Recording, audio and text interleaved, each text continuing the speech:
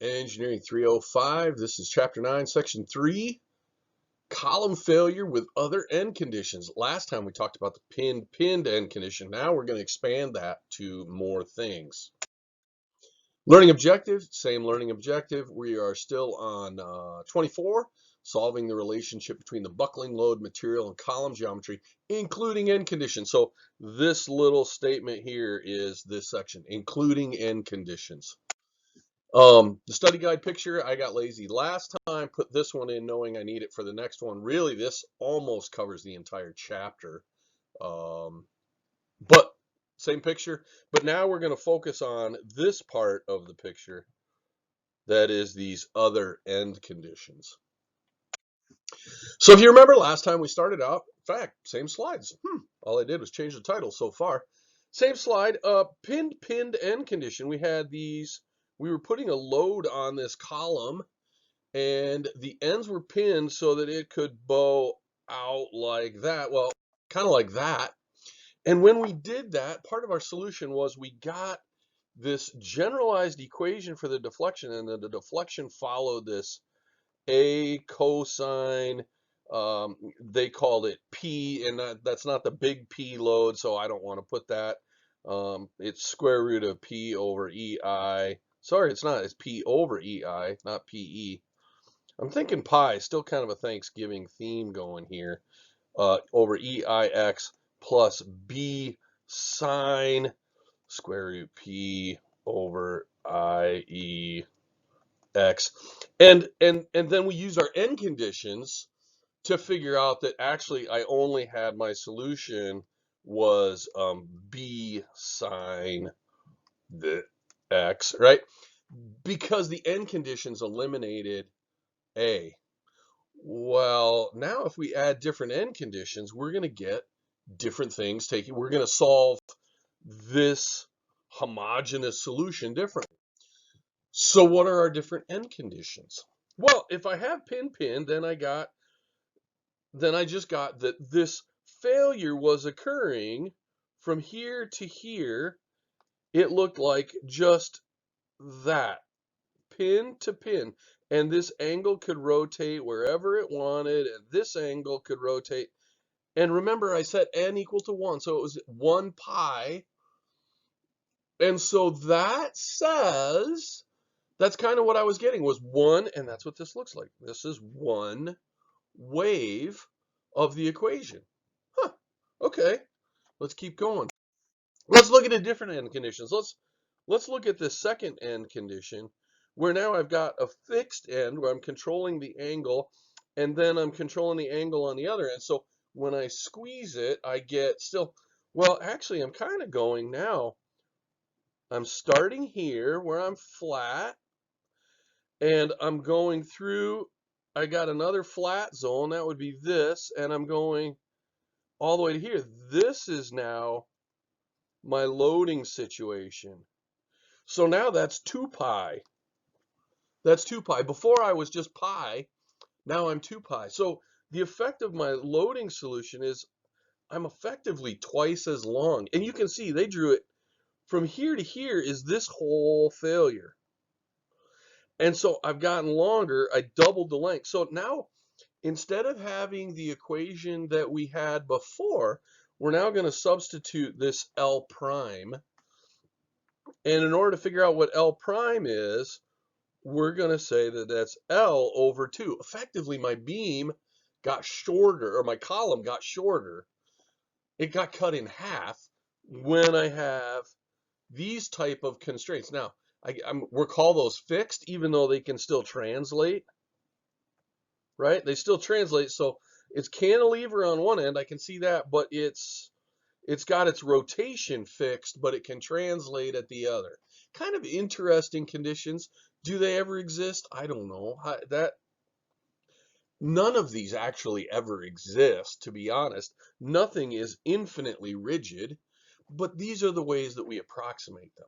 So if we have this situation, we're going to take whatever length I have. This is the measured length.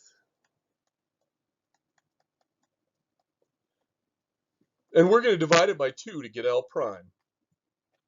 Let's keep going. Let's say let's go to this third condition. One end fixed, one end free. Well, here's kind of my fixed, right? This is I'm fixed here, and then I'm not controlling the other end, so I'm not to there. So I'm actually to here. That's my whole beam. I'm pushing here, and this is fixed.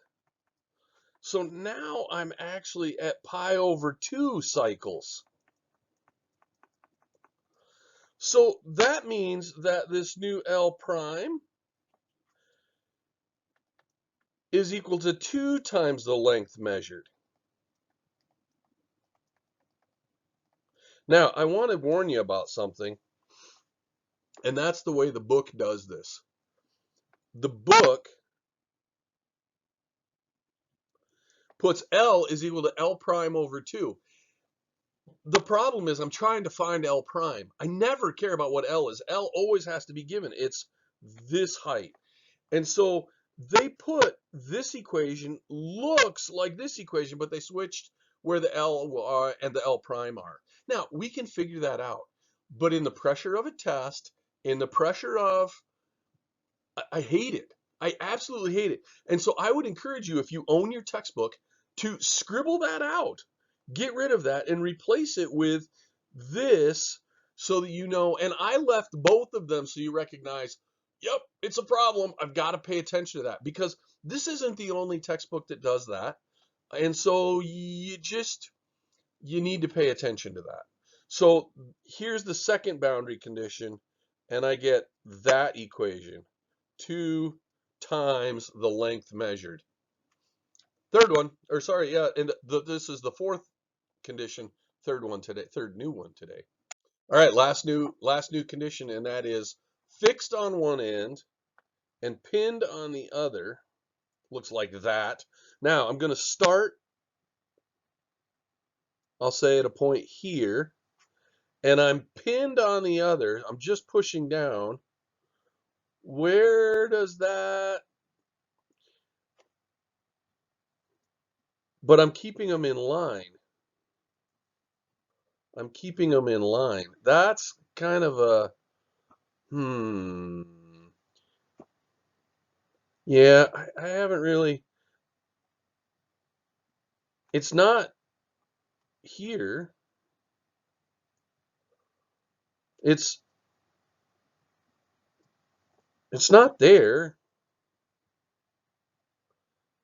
I, I, I haven't really kind of, I mean, when we can pick our spot and we could actually, I think I would have less trouble with this one if I went back to the equations. But if I erase this little part that's over there, there's my equation. L prime is equal to 0.7 L. Now, actually, that's going to be, right, that's square root of 2 over 2 is equal to 0.707. Do you remember that from your, right? Remember, so there's my equation regardless of what it looks like over here. But that's what we get. Now, here's where we run into the next issue, and that is, so now what does my equation look like? Well, it's still P critical is equal to pi squared E. Am I going to use I? Am I going to use area? Well, I'm going to use I because I went with P critical. Otherwise, if I had put my critical stress, then I would have had area and EI and then over L squared. But this now, I shouldn't have, see, it's no longer L squared, it's L prime squared. All right? That's our change. Whole section, what do we got? A 9-minute lecture here on, we're going from L to L prime. But this chart on the study guide and in the textbook is how we adapt L to L prime. What's next? Example problem 9.4. We'll go through that. I think what you'll find is that these problems are, again, fairly straightforward. They go back, they're a kind of a throwback to the beam equations. Once we've got a formula for stress, once we've got a formula, we make the problems interesting by making it challenging to find the second moment of inertia, I, for these sections. I would encourage you to use Inventor, SolidWorks, to draw things to find them, to have it calculate those things for you. if you don't have some other tool that's readily available that can do that easily. So, hope you're doing well. See you soon. Don't worry, there's more to come.